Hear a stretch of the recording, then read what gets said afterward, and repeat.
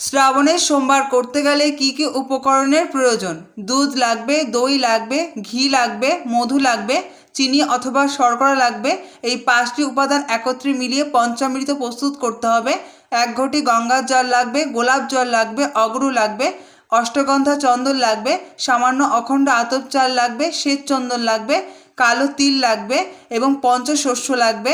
একটি মাটির ঘিয়ের প্রদীপ লাগবে, একটি কর্পূর লাগবে, এখানে 1 টাকার কয়েন লাগবে পুজোর সবশেষে বাবাকে নিবেদন করার জন্য। একটি নতুন পৈতে লাগবে, আচমান পাত্র লাগবে, ফুলের মধ্যে সাদা ফুল লাগবে, নীলকণ্ঠ ফুল লাগবে, আকন্দ ফুল লাগবে, আকন্দ ফুলের মালা লাগবে।